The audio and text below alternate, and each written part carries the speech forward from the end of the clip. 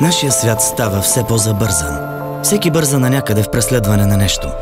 Гоним целите си без да мислим за нас. Чувстваме се спокойни, докато сме в потока с другите. Докато не ни се случи нещо и разбираме, че сме сами. Тогава няма хора, приятели, колеги. Има само мъка и болка.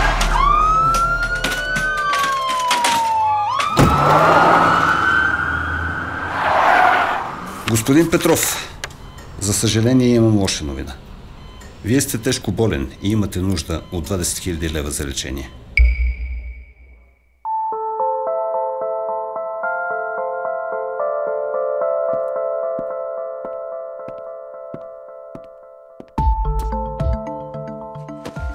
Но, докторе, аз нямам толкова пари в момента. Съжалявам, но по този въпрос не мога да ви помогна. След като ги осигурите, заповядайте да стартираме лечението.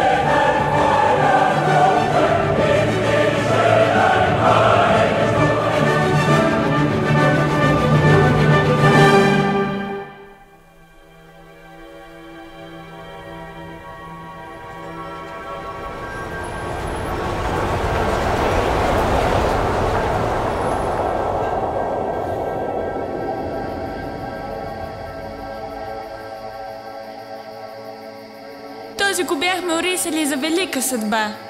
Но той я пропиля, като пропусна да се застрахова.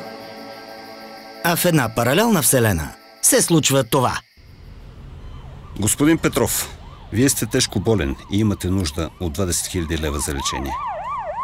Няма проблем. Само да звънна на застрахователния ми консултант.